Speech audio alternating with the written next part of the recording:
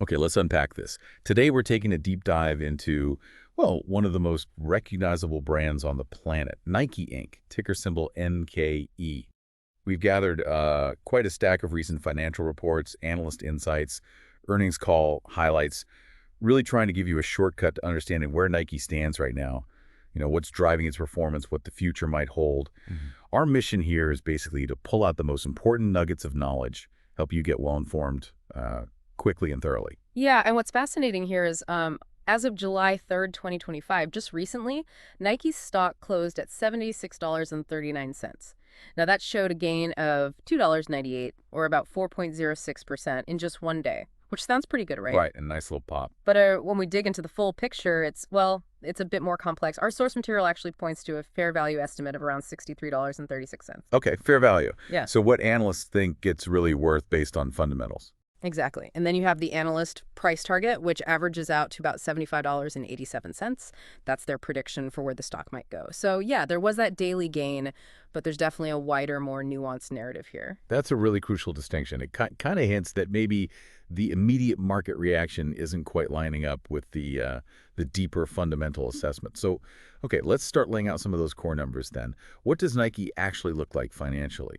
And what story are those recent earnings telling us, beyond just one day's trading? Absolutely. So looking at the broader financial health, Nike currently has a market capitalization of $112.75 billion.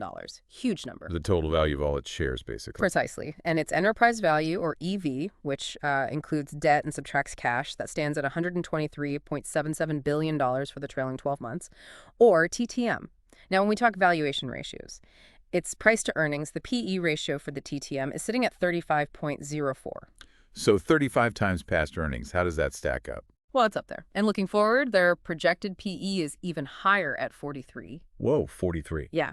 Now, that forward PE, it suggests either, some serious optimism about future earnings growth, or maybe for some folks, a sign of potential overvaluation. Depends on your view. Similarly, their price to sales ratio, PS for TTM, is 2.43, with a forward PS pretty close at 2.46. That tells you what investors are paying per dollar of Nike's revenue. Okay. And what about returning value to shareholders, dividends? Good question. From a dividend perspective, Nike's got a payout ratio of 70.49%. That's quite high, actually. They pay out a big chunk of their earnings. Exactly, which gives a dividend yield of 2.06%. So decent for income investors. They distribute an annual dividend of $1.57 per share, paid quarterly.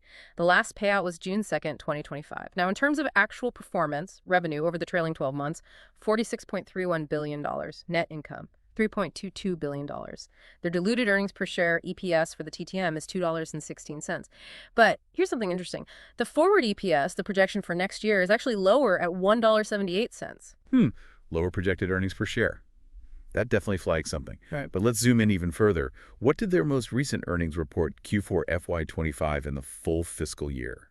What did that truly reveal? Because this is where it gets really interesting. Oh, yeah. That recent earnings review from June 26, 2025, it highlighted some pretty significant shifts and, frankly, some noticeable deceleration. For the fourth quarter of fiscal 25, Nike reported a 12% decrease in revenues, came in at $11.1 billion. 12% down. That's substantial. It is over $1 billion less than the same quarter last year, and the full year picture wasn't much better. Fiscal 2025 revenue saw a 10% decrease, down to $46.3 billion. So a broad decline. Across the board then. Pretty much. And Right. maybe even more impactful was the hit to gross margin. That's the profit they make on each sale before operating costs kick in.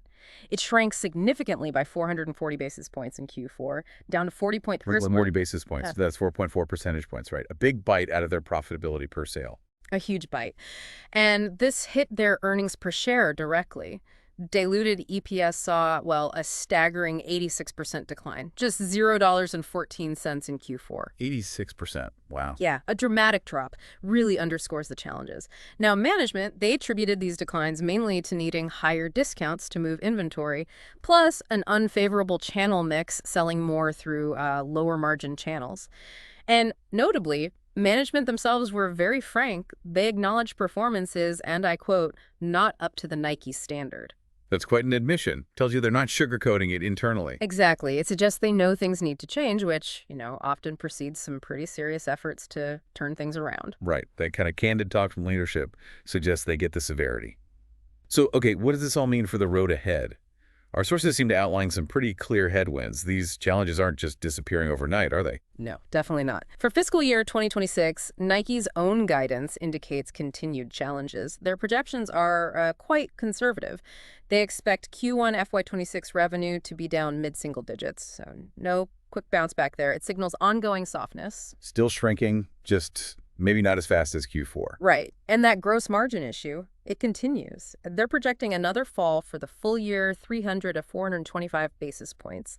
And get this, 100 basis points of that expected decline is directly linked to new tariffs. Ah, the tariffs. That's a big external factor. How much are we talking? Our sources estimate about $1 billion in incremental costs from these new tariffs, mostly hitting Chinese imports.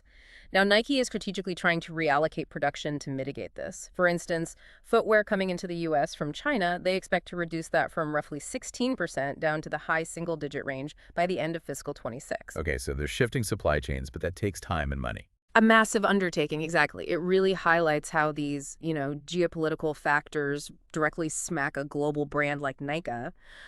Another big strategic shift is happening with their digital platform. They're repositioning it towards a full-price model. Full price, meaning less sales, less promotions online. That's the plan. And intentionally, they actually expect digital traffic to be down double digits because of this. Down double digits intentionally, that's bold. It is. It's a calculated sacrifice. They're willing to take a short-term hit on digital volume to pivot away from promotions and really focus on full price, especially for classic footwear online. It's a long-game strategy betting on brand strength.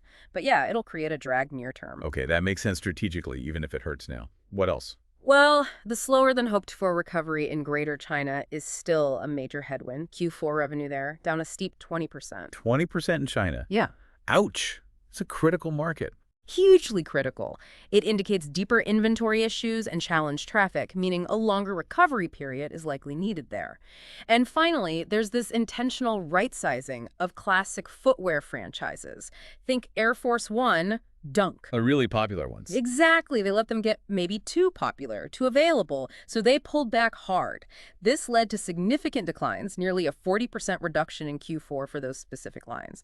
It's a temporary drag expected to last through the first half of fiscal 26 as they work to control supply, restore some scarcity, some brand heat, move away from an oversaturated feel. Interesting. So it's a mix.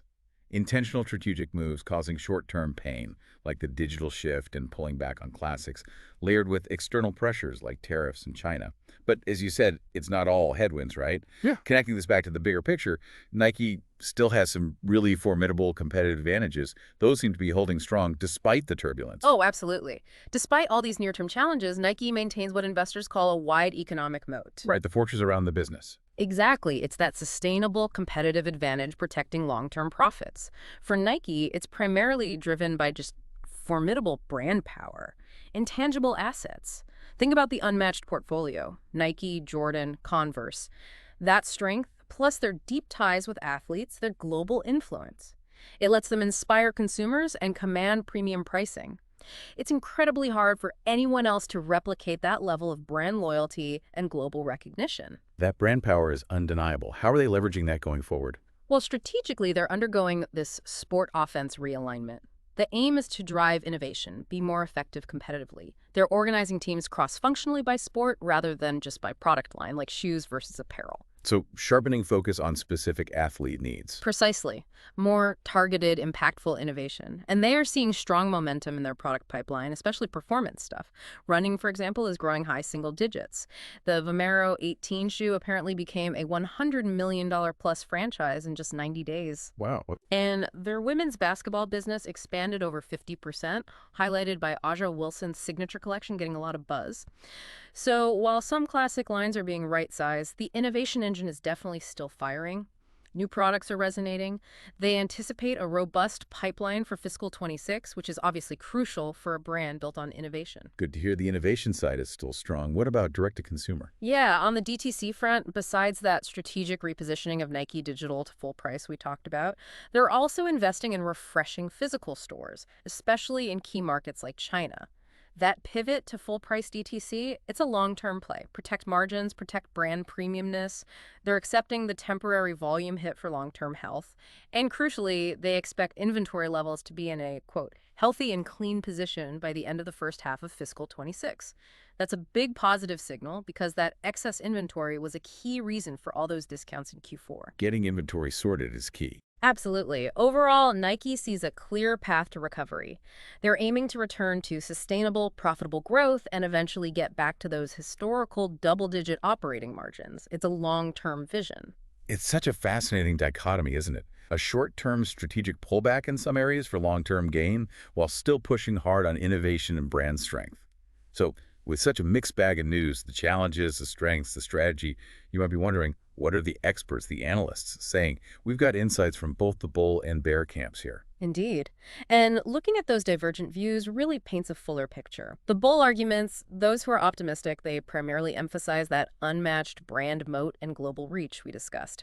They believe Nike's brand portfolio, their athletic expertise, their connection with consumers, that's the foundation for long-term resilience. They can weather storms. The brand will endure. That's the core bull thesis. They also point to the robust innovation pipeline, the Vomeros, the women's basketball growth, and they see a clear strategic roadmap for long-term profitable growth, including that DTC evolution. For bulls, Nike will rebound. Okay, makes sense. What about the other side?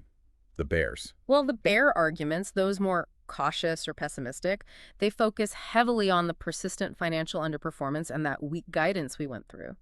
They see the big revenue and gross margin declines as immediate red flags. They're particularly concerned about that near-term top-line drag from the strategic repositioning. Like the digital traffic drop and the classic footwear pullback. Exactly. They argue those adjustments are maybe taking longer, costing more than expected, and the lingering market challenges, especially China's slow recovery, plus that estimated $1 billion in new tariff costs, that weighs heavily on their assessment. And valuation concerns, too, you mentioned earlier. Yes. Finally, bear analysts often raise concerns about the stock's potential overvaluation, given the current share price is significantly above that estimated fair value.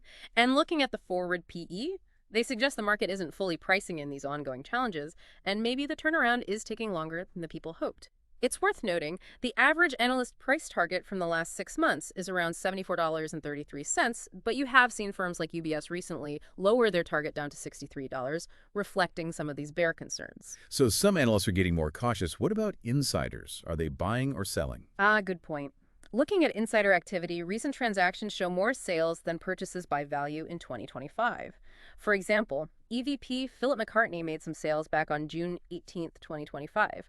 Prices ranged quite a bit, actually, from around $83 up to $167, likely reflecting different grant dates. Now, insider selling isn't always a definitive negative sign. People sell for many reasons, but investors sometimes interpret consistent selling as maybe a lack of strong confidence from those closest to the company. Interesting context. Okay, what a journey through Nike's current landscape. Yeah. It's really clear that while the company has this formidable brand strength, this robust long-term vision for recovery, it's also navigating some significant near-term hurdles and these major strategic repositioning efforts. It's a complex picture. It absolutely is. And this really raises an important question, I think, for you, the learner listening in. In the world of investing, how much weight do you actually give a company's enduring brand power and its strategic long-term goals versus its immediate financial performance and, the bumps on the road to recovery? It's a dynamic balance, something to really consider for any learner looking to make informed decisions. That's a great point to ponder. And if you found this deep dive valuable today, or maybe if it sparks some new questions for you about Nike or investing in general, please consider subscribing to our channel. And definitely hit that bell icon. Your support really helps us continue to bring you these in-depth explorations, these shortcuts to help you get well informed. We look forward to diving deep with you again soon.